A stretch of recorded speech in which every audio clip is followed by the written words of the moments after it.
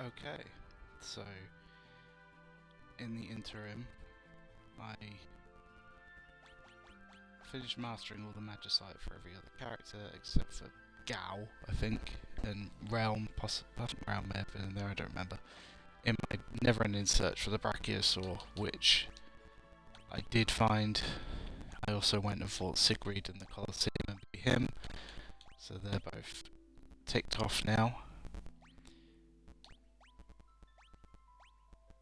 And it turned out the Brachiosaur, after all that build-up, wasn't actually too difficult. I think it was a couple of hits. I did some rearranging of the team. There he is. I can't be asked to find Sigrid. So we need to head to Kefka's tower, but the first thing I'm going to do is stock up on items, because I did use a load in the magic tower, the cultist tower thing, so we'll do that first.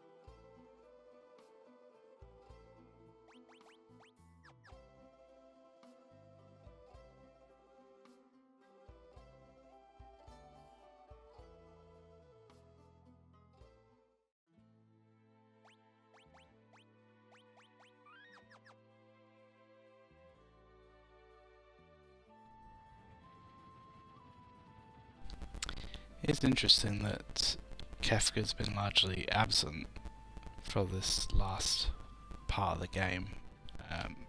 Dialogue is pretty much what you get here, which is a bit of a shame. I thought he was quite prominent at the start, so it's a bit of a shame that he's... I guess we're building up, I'm not really sure. Like if he's still in human form or if he's already kind of turned into his god form. This is like unknown territory for me in a way. So that could explain that. But I am noticing that absence, so...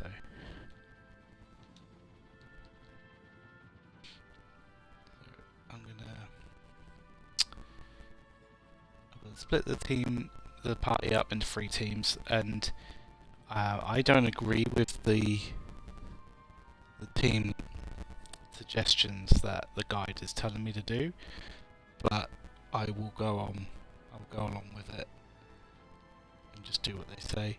I think I'm fairly confident I'm equipped enough to take on what's in there, although it does seem like there's going to be a lot of powerful stuff coming up, so we shall see.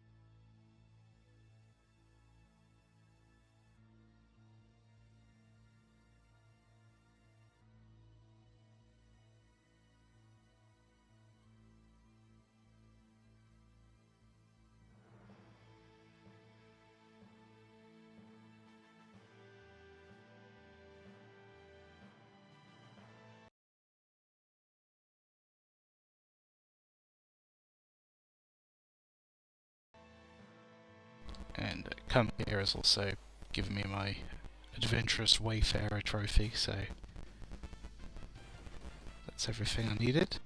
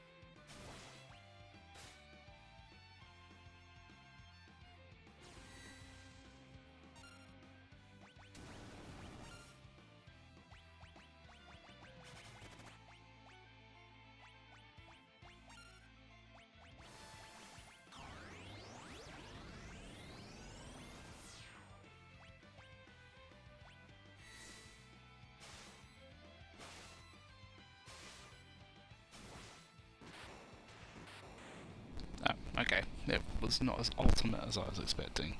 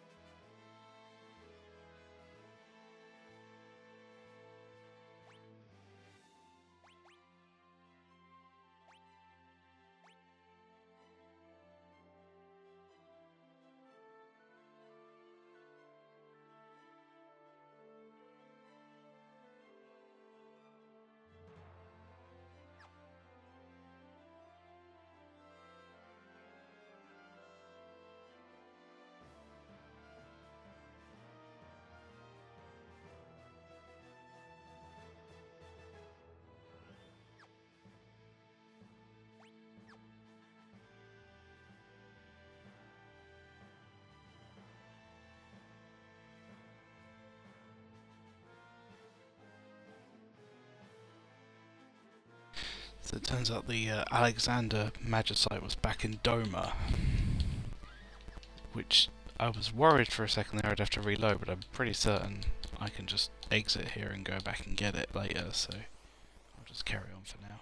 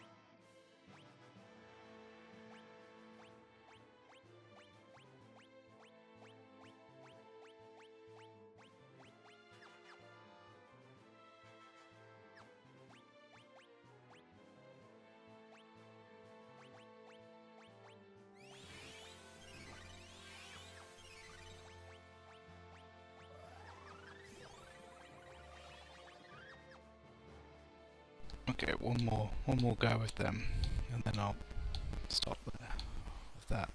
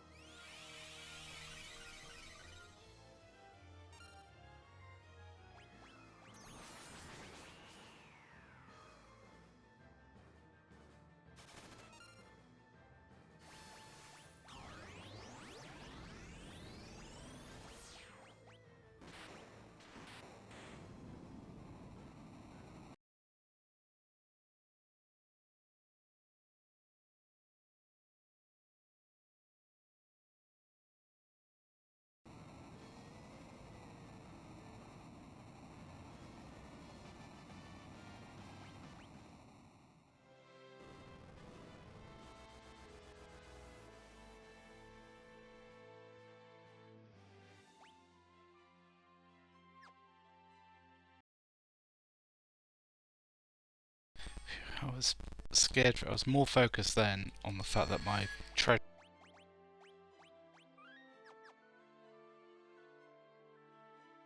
was more focused on that boss than the treasure hunter achievement, which just popped. I was worried that I'd missed a treasure chest as well. So luckily, not.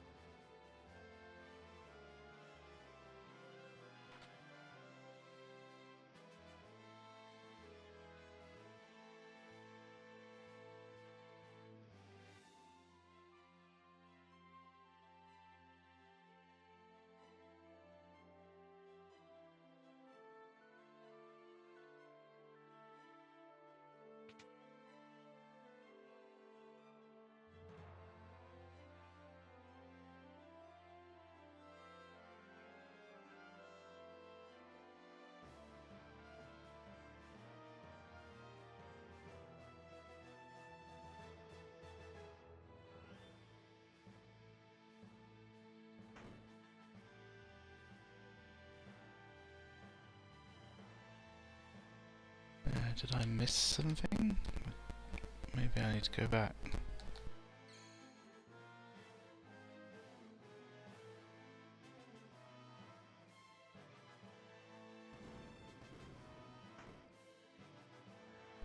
Nah, easily. At least it was easily fixed.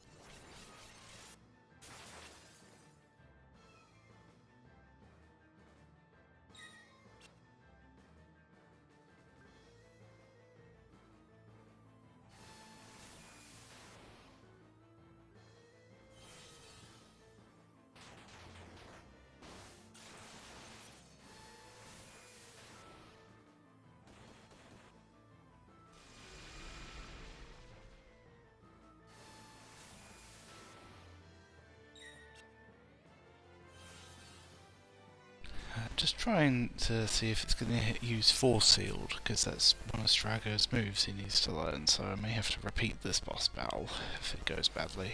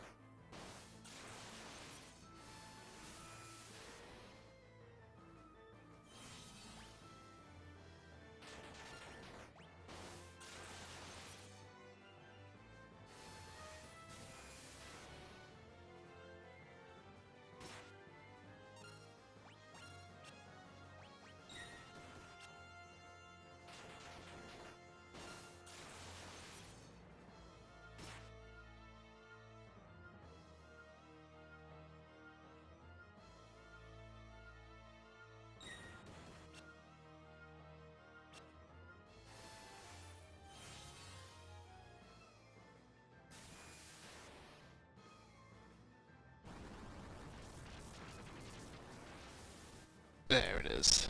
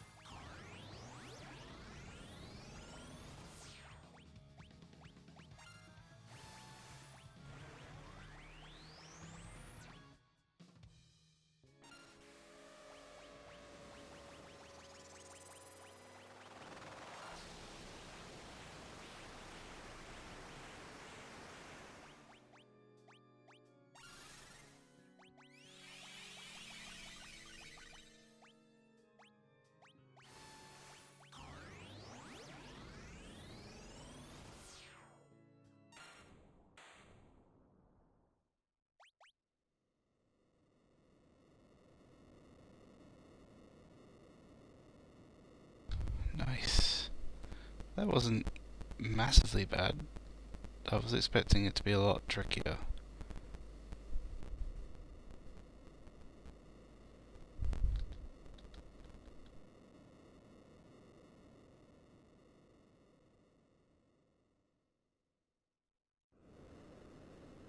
Still quite the grueling ask to fight all of them in a row like that.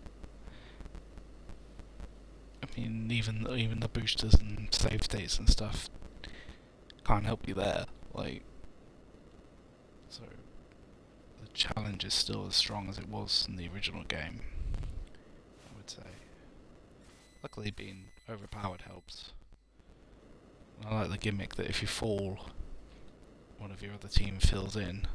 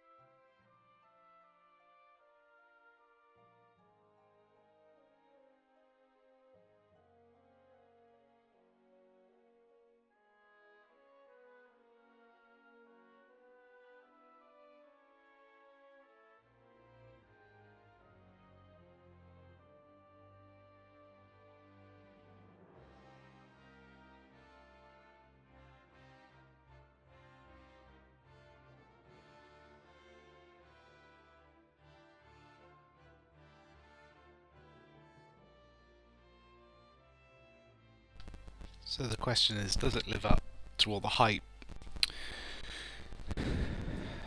And I'd say, yeah, it's definitely the most cinematic of the original six. And each one has placed more focus on story and characters while keeping a lot of the core gameplay the same. And this one definitely places a lot of emphasis on the characters. Just the sheer amount of playable characters. And I kind of laughed about it, but in a way it's kind of similar to 5, having all those different job classes that you could switch between, only here it's characters, and their different abilities are spread out in that way instead. And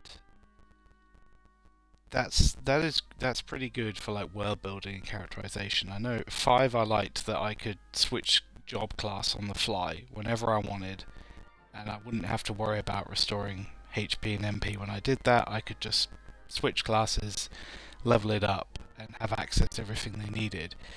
6 makes you switch characters, which you can only do on the airship or in certain places.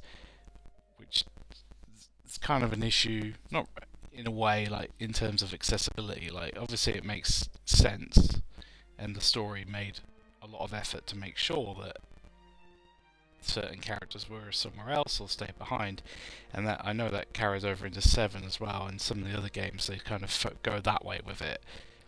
I would have quite liked to be able to switch them on the fly. It would have saved me a little bit of time in certain areas, but I think it was pretty good. I quite liked most of the characters. Some of them were a bit like Mog, didn't really care for. Gao especially, just kind of a drain on my resources. But it didn't help that selecting one of his rage moves, it doesn't tell you what the move does, which is just bizarre to me. Like there's even a window that pops up when you select it, but it's empty. And I'm like, well, every other spell or item, it tells you what it does when you select it, and that would have been really useful to see. And I know I didn't make the most out of him because I didn't sort of learn all his moves. That's something I'll do later, but it was weird having. So he learns moves from enemies, but Strago also does it with his blue magic. So you've got two characters who are kind of doing that, and that's the main thing they do. And then you've also got the lore moves as well. So there's a lot of like learning stuff from enemies and stuff. They kind of spread that blue magic out in a way to those 3 characters, which is fine, but it did limit things a bit because it's like, well, why not just consolidate it into the blue magic, and then you could have had that Yeti fill Gao's role. He could have, had a bit more prominence in the plot that way, and still been optional maybe. And then also the same with Gogo, could have filled the other role. You've already got all these characters, so spreading out that gimmick was just it's more annoying than anything else. And luckily you can just kind of ignore it, which is what I have done here. But obviously I want to get all the achievements, so I'm going to have to go back and get all that stuff. Everything else I really liked. Like I might have to look it up and see what that trance mode actually does, because I didn't really use it. I tried using it in the end there to see if it would make Terra's magic more powerful, and potentially that's what that's for. I'm not really sure what it does. It seems to just waste a turn. It must power up in some way, but I didn't really need to use it, so it's kind of, I don't think the game even told me what it did, but it may have done. I may have just not paid attention. I liked the Magicite gimmick, which is, obviously I'm coming into this after playing 7 and 8 and 9, but it reminds me of what happens in those games with like GFs and stuff, teaching you different magics and things like that, which is great. And I liked being able to swap between them and level them up. So that's kind of like the job class system from 5, retranslated into a new gimmick. It comes in a bit late in the game, maybe. Would have been nice to see that introduced gradually, similar to the jobs you get in the other games. So like every time you rescue a crystal, which by the way I've only just realised the crystals aren't in this game. Every time you sort of get to a crystal, you get 3 or 4 new jobs. So, and that's spread all throughout the game. So it might have been nice to have that happen here. As ever, I didn't really see a need to summon creatures. I really do. But that's just the way I play. I don't really like to expend my MP because I may need it. Like I might need it for healing or status stuff and everything. So I don't like to waste it unless I have to. And when I know there's like a save point or something coming up to use a tent, that's fine. But even with a guide, like I don't always know when that's happening. Kefka is definitely the star of the show here. Like I say, I was a little disappointed. He kind of disappears in that, what I'm going to generously call the third act, like that. Once the world turns to ruin, he's not really a physical presence anymore. And he was such a strong presence in the start of the game. It is a bit of a shame he's not there somehow. Like it might have been nice, got to destroy those dragons. Maybe if he'd appeared before a couple of them and was doing something, or if you cut to him while he's doing something, or it's just because they were sort of building him up as like an omnipresent threat, which is fine, but as it turned out, he wasn't really. He was absorbing magic, and I liked that he was like shooting his power at the world there to wreck it. Might have been good to see that happen a few times throughout the story. Maybe some of these towns and stuff could have been hit in a cutscene as you're going in. Like, oh, Kefka has attacked this town, and this has happened now because of that. Like some of the towns, like Nash, had enemies in it, so some kind of a cutscene showing him doing that might have been good. But otherwise, he's always been such an enigma to me. Such a bizarre choice for a villain, and he goes from, as ever with Final Fantasy villains.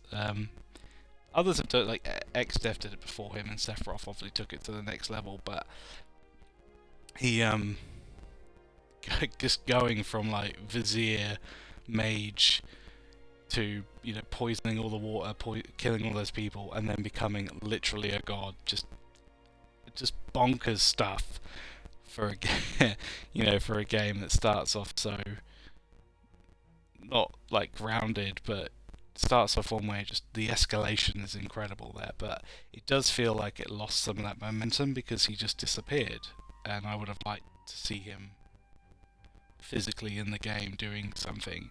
It felt like he'd kind of run out of steam. Like a lot of games, especially RPGs, have that thing where there's a problem that's happening and you need to go and solve it, but that's the plot. But mechanically, you can go off and do whatever you like. Like Seven's a great example. Right at the end, you have meteors in the sky. You have to go to the North Cave, or whatever the Northern Cavern, whatever it's called. You have to go there to confront Sephiroth and save the world, but you could just fly off and do whatever. You can go to Gold Saucer, you can do all these other things. The world's at stake, but the plot is paused for that to happen. And that seems to have happened here, where it's like, all these characters were lost for a year, and then you can tell it's taking real world in-game time for them to reunite and everything, and yet Kefka is still building that power that whole time. So it might have been good to see something happen with that, just to kind of keep him in mind. But yeah, Terra, I really liked Terra. She had a lot of humanity. All the characters had a lot to them. Like it's a very dark and bleak game at times, with so much death and loss,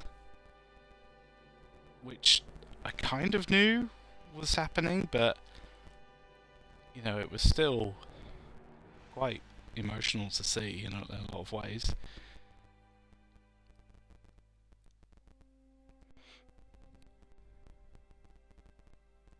And just graphically, I mean, the Pixel Remaster was obviously like giving it a nice new coat of paint, but this is like the pinnacle of this style for Final Fantasy games, to the point where, again, I would love it if they did 7 in a demake style. I'm glad they're doing this 2.5D HD new game that's coming out, because this is the style of Final Fantasy I really like, because it's quite casual to play, especially with this version where you kind of do your setup and just press X and the game plays itself to a degree. And like for someone like me, where like I don't have that much time, I can just kind of play it and do certain things, set certain level up goals, and just go with it and not have to worry too much about moving and doing much more than attacking.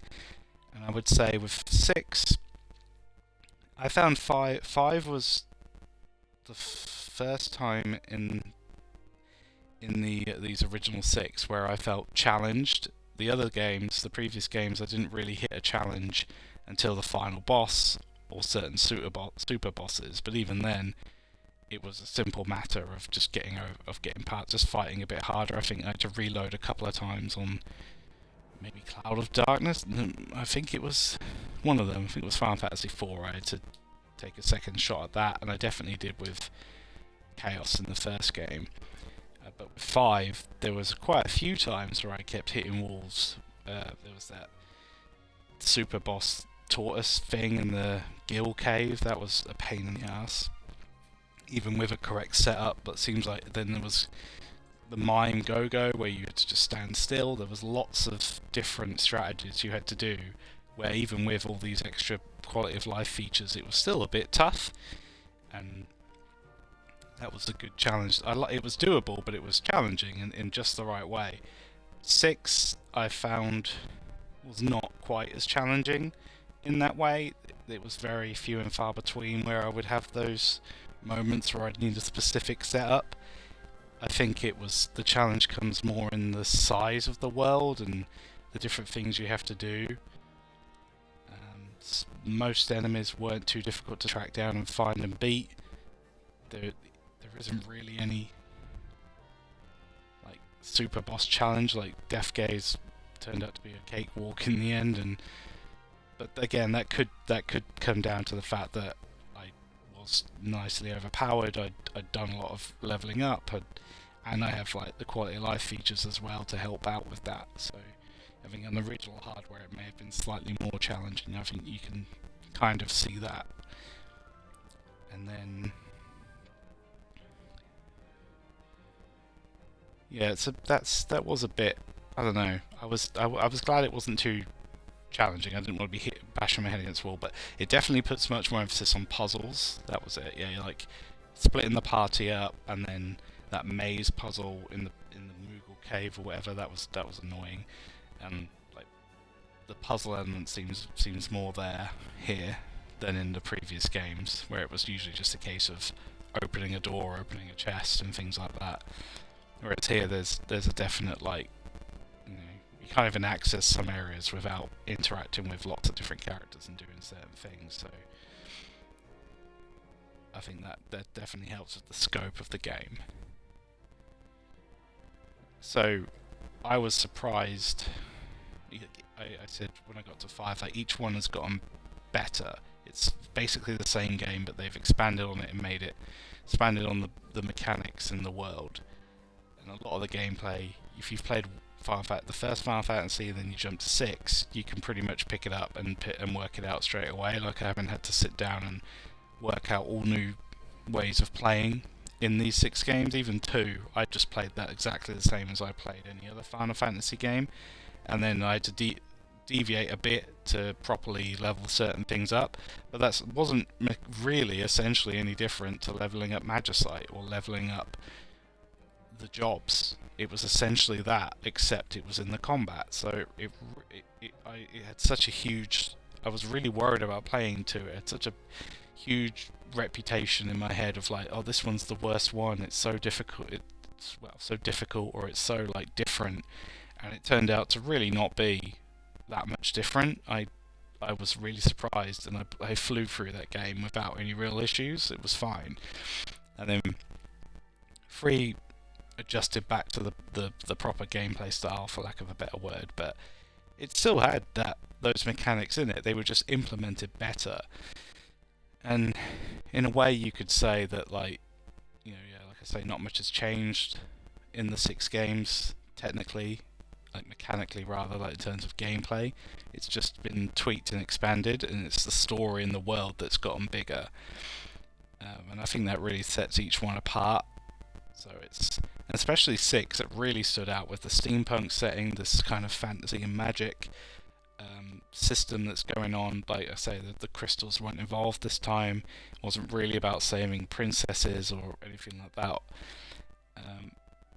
And not really about restoring the natural balance of the world in the same way. It was a different way with, like, the crystals here.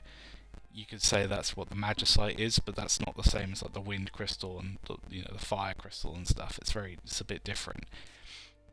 And then I can see in this just so many things that we used in other games as well. Like I say, Sephiroth is the next evolution of Kefka. Both their final forms are very similar. This idea of like monsters coming in from another world, that came in 8 with they came from the moon instead of another world, and a lot of this similar things pop up in 9 as well. That's where I have my comparisons end, because I've already played up to 9 at this point. But yeah, I really enjoyed it. I'm really glad I finally got to sit down and play it. I'm hoping to go back once once it's finished up and mop up the rest of those achievements. They're gonna be time consuming and a bit annoying to do, so I'm not gonna be streaming that because it'll just be a bit boring to watch me just going out and trying to learn moves and stuff. So I'll probably stop there with the streams for this game. But I mean, what a great way to finish it off. I could have easily started with 6 and just played them in any order I wanted, but I wanted to play 1 to 6, and I'm glad that I finally managed to finish it and pretty much do everything in it as well. So yeah, the next Final Fantasy for me will be 10. I don't know when I'll get round to that. I might play something a little bit more relaxing. I managed to bash this out in 3 days or so, so yeah, it's really good. And if you watch this, and feel free to comment and tell me like how poor my gameplay was or my whatever, but I'm not really that fussed. I just play how I play. Like I say, with Final Fantasy, I follow a guide because I don't have a lot of time. I want to try and get everything in one go, get all the achievements done in one go. I just play it how I play it with the strategy I have, which is just go in and attack. And if that doesn't work, then I reload and try something else. It seemed to work pretty well in this game. There weren't many opportunities where I didn't, and like, yeah, maybe it could have been done differently. And like I said, I did try to mix it up a bit by using different attacks and abilities and stuff, just so it's a bit more visually interesting to look at as you're watching. But I see no reason to just waste a load of MP just to make it flashy. It's like, just attack and get it over with. But yeah, really enjoyed this one. So who knows? Maybe in a few years they'll do a 5-part full 3D remake of it, which just wouldn't need to do that. You could easily remake it in a different way. But judging from what I'm seeing here, I don't really feel like it needs one. This is pretty much the definitive version of it, in a way. I mean, technically not really, because Final Fantasy VI Advanced did have extra dungeons and stuff, and that was true of the other versions of the games as well. And I was a little annoyed that the Pixel Remaster didn't include those extra elements. I feel like it could have without any real issue, but it is what it is. At least I can play it. At least I have it, and it's not really difficult to get hold of.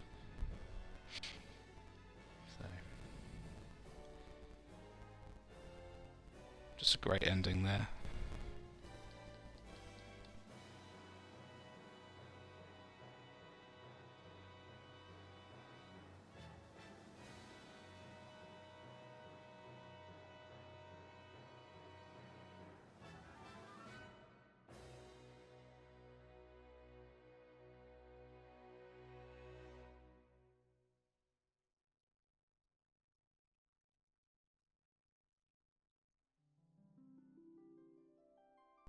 The end.